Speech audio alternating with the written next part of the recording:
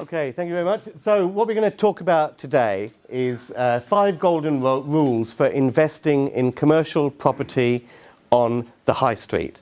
Now, there are plenty more videos like this on the channel. We release content weekly. The best way to get notified is to subscribe, press the bell icon, and you will get notification as soon as content is released. But what we're talking about now is 5 golden rules for investing in commercial property on the high street. Now, this is quite interesting because a lot of people think commercial property on the high street is dead. There's not a week go by without stories, negative stories, about high street retail property. And for me, that is the best time to start getting involved. Because what we're experiencing now is a period of massive transition on the high street. And if you can see through all the waffle and you understand how to pick the right property, you can sort of have some fun. So what I'm going to share with you is 5 golden rules for selecting decent investable property on the high street. But before I get into that, let's just talk a little bit about why the high street is changing. Now, we know about changing shopping habits. Everyone's going online. Everyone knows that, Amazon, eBay. I'm not going to sort of dwell on that too much. But there's also this thing of people using things like business rates, Brexit, and online shopping as an excuse for poor management and financial incompetence. There are lots of what they call the casual dining restaurant chains, which have run into a lot of trouble because about 7 or 8 years ago, they took out a huge number of corporate bonds and corporate debt.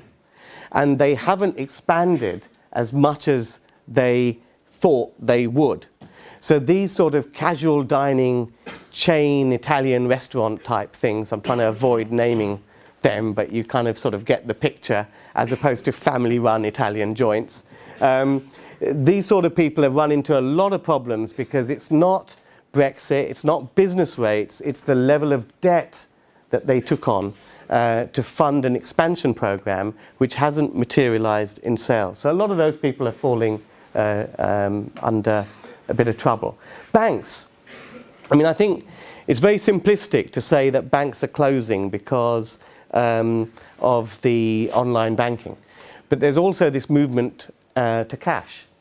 Now, I've seen a few bank branches recently. We've picked up a few last year. The thing about these bank buildings are they usually have a vault in the basement where they used to store cash. And that used to be local high street shops and business people going to bank cash. Now, they don't need that anymore because those small shops aren't banking takings in that way. In the ground floor of a bank is typically a banking hall. And again, that's been replaced by online banking. The upper floors used to be office space where you'd go to meet your bank manager and get a personal loan or something. Now that's all been replaced by call centers.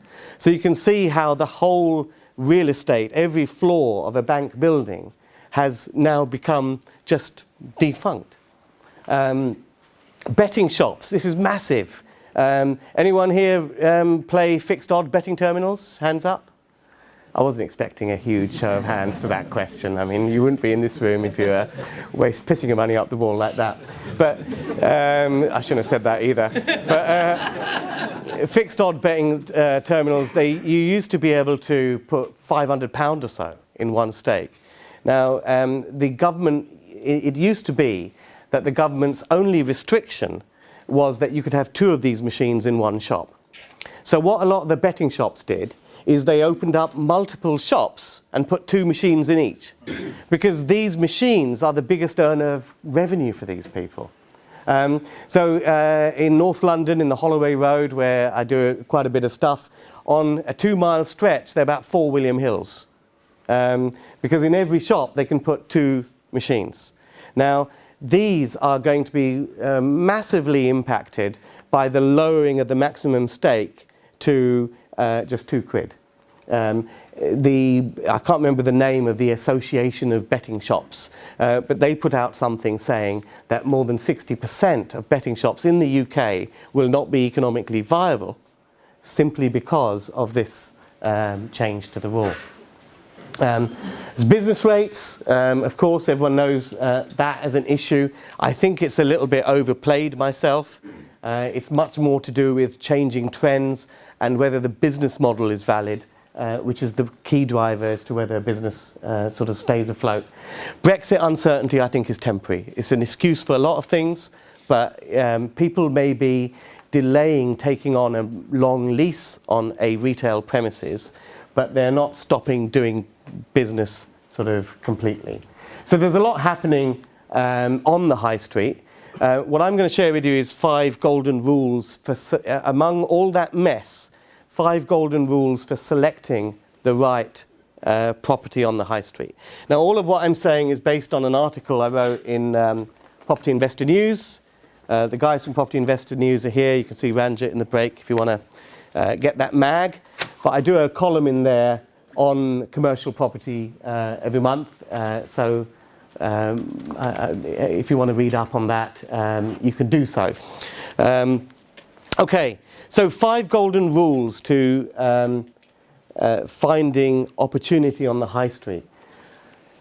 The first thing, I think, I mean, this is another talk in its whole self, but there are 3 things that kind of make a successful commercial site. One, you need to have a great location, you need to have a great property, and you need to have a great tenant. And you can actually change all those 3 things, but I'll talk about that possibly next month. Now, to get to a great tenant, a great location, great property on the high street, you've got to look at these 5 factors. The big factor that drives a high street is footfall. And that footfall needs to be reasonably prosperous. If it's not prosperous, then they ain't got any disposable income. It's as simple as that. Yeah? So I find that if you find a successful location for retail, then it's much easier to find a business who will succeed in that location.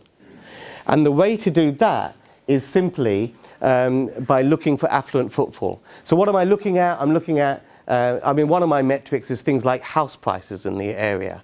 How much above the average UK house price is the catchment area of the shopping parade that you're particularly looking at? That's just one indication of how you can gauge affluence. The second thing you're looking at is vacancy rates.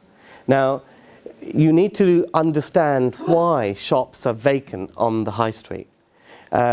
Now, there are many areas where it's not affluent, there's tons of vacant shops and they've been empty for years. There's not much you can do with those areas because the location is not a successful location. It's very difficult to get a business to succeed in a location that's not successful. So one thing that comes up time and time again, you find an affluent area with affluent footfall, but you see 2 or 3 shops on the high street which are still empty there. What you've got to do is understand the reasons why they're empty. Now, what I find, and this puts off a lot of people, is that they don't look. They just see a couple of to-let signs. They see they've been empty for a long time, and they think, well, why should I buy a shop on this parade if this guy hasn't let it? One of the most common reasons why shops lie vacant in affluent areas is because it's not a fresh lease. If a tenant leases a property on a 10-year lease, and they decide to pack up after 7 years, then they can sublease the remainder of the 10-year term that they have. So what they have to do is they have to find a tenant who is happy to take it for the remaining 3 years left on the lease. And that new tenant has no right to renew. So why would anyone put the investment in taking that shop up if they've got no security after 3 years? So if a shop is vacant and you're looking at something within a few shops away, find out why it's vacant, find out whether it's on a fresh lease. Often it isn't. So look for low vacancy rates and look for the reasons why. This is very important. Right-sized. Is the shop right-sized? Again, if you send me an email, I'll send you a copy of this article if you want the text. It's ranjan@bakerstreetpropertymeet.com. But the links will be on the description on the video. What am I talking about? It'll be on there. Right-sized. Now, even in prosperous areas, you're going to find things, some of the large department stores. Those shops are empty, and they continue to be empty because they are wrong-sized. They were built for selling products off shelves. They often have very narrow frontage, like the old BHS stores, for example. Very narrow frontage, very, very deep, and 3 or 4 floors above. And how would you split it? Because there aren't any natural light coming in anywhere to the rear of the building. They're very, very difficult units to reconfigure. And quite frankly, very few people have figured out a use for some of these wrong-sized shops because they're just too big. Now, I mentioned betting shops. Now, betting shops will represent a fantastic opportunity for the savvy property investor. Because if you think about the average betting shop, who's been in them regularly? Again, no hands go up. Well, I've been in them for research purposes, of course, and complimentary pens you get as well. But if you think about the average size betting shop, they're not like the BHS stores. They're much smaller, you know. So the thing about those stores is they can often be made right-sized. If the store is somehow smaller, there are interesting permitted development rights that allow you to convert part of a shop into residential, or if it's in a secondary parade, all of the shop into residential. Now, many betting shops are actually in secondary parades. If you think about the betting shops that you've seen, some of them are just in, they're in the main parade, but they're also in these second-tier parades where there might be sort of 5 or 6 shops stuck in the middle of a residential area, and there's not much else going on there. Now, those sort of units will be ripe for residential conversion. And you will see lots of landlords, particularly who have owned them for 20, 30 years, get scared at times of transition. I love times of transition because there is always opportunity at times of transition. I think when I started in commercial property, I was in North London around the Holloway Road area. And the big thing that happened there, this was in the early 2000s, late 1990s, was the red route. So the red route decimated a lot of shops that were reliant on customers parking their car outside, putting something in their boot and going away. And loads of businesses closed on the Holloway Road. And a lot of landlords who had owned those properties for a long, long time didn't really understand or feared that transition of the nature of the Holloway Road. So they sold. And because they didn't understand that the Holloway Road was just going through transition, they were willing to accept lower prices for those properties because they feared the future, they feared the future prospects, and they didn't value that real estate that highly themselves. But the key to this is finding alternative uses through the transition. So on alternative businesses to occupy the commercial, or perhaps part and full conversion to residential. So the people that stay ahead of these trends will really come out on top as this transition unfolds. Do people see what I'm trying to give you guys a sort of flavour for? Width to depth ratio. One of the aspects of this transition is a move from selling products from the shelves. That's all done online. But services are done in person. You can't cut your haircut. You can't have your haircut over the internet yet. So service businesses are people orientated, and when you walk past a service business, the pavement traffic likes to see people inside the shop delivering the service. So what they like, what appeals very well to those sort of shops, those sort of trades, is where the frontage is wide compared to the depth. The rear of a very deep shop is not that important to a service sector business. So the opportunity there is to blend that with things like your permitted development rights, convert the rear space, which is not valuable to service sector businesses, to residential, and maintain the front part as a service sector business. Does that make sense to people? Yeah? And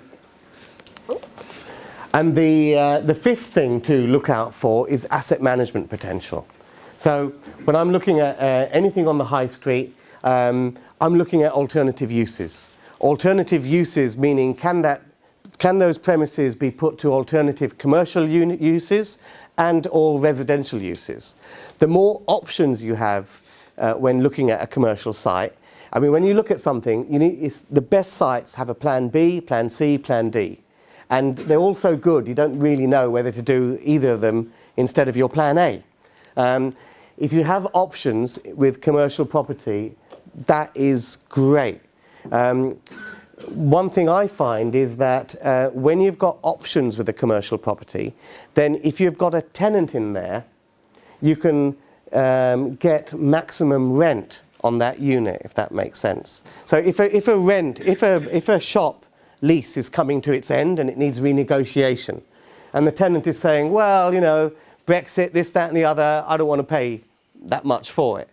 If you've got a plan B which says, well, actually, I'll make plenty of money by making it residential above, or a residential conversion, or perhaps you've got another better paying tenant in line, then that allows you to get full market rent from your existing tenant. And that's a sort of very, very powerful thing. So, I mean, one of the first properties I bought was a pet shop in the North London area. And I bought it thinking, this is North London, it's all going flats. Who needs pets in Zone 2, North London? So I thought they'd be shut soon, because that shop has plenty of residential conversion potential. It's on a lease which has 3-year upward-only rent reviews. I bought this shop in 2003. Every third year, we've been implementing the rent review at the full market rate. Because I'm saying, well, if you don't want to pay it, I don't have to discount it because I want to do residential conversion on it. They're still there. I bought it in 2003. I thought they'd only be there for a couple of years because, you know, pets aren't a big thing in flats in Islington, but they're still there. But it doesn't matter, because you've got a strong alternative use and a plan B, that allows you to be very bullish on making sure that you get the maximum rent from the tenant that's in there. If you don't have alternative uses, then you're stuck. What if the tenant says, I want a rent reduction? If you don't have another plan for it, what else do you say? Yeah. So that's pretty much how you sort of play the commercial game. I think the high street is going to be full of opportunity, and whenever the headline writers write something, you want to look behind it, because that scares off a lot of people, which means they're great sort of opportunities. Again, the opportunities in retail, follow those 5 rules. Look for alternative uses, in other words, plan Bs, and a lot of those plan Bs involve easily implementable permitted development rights. The thing with residential property, there are only a few things you can do under PD, and everyone knows it, single-story extensions and all of that. The thing with commercial property is there's so many PD rights that not everyone knows all of them. There are some sites where there's more than a dozen different permitted development rights. So which one suits that site best? And that kind of gives you a lot of strength. Warren Buffet said this. I think this really kind of summarizes the opportunity in the commercial market space, and more specifically residential today.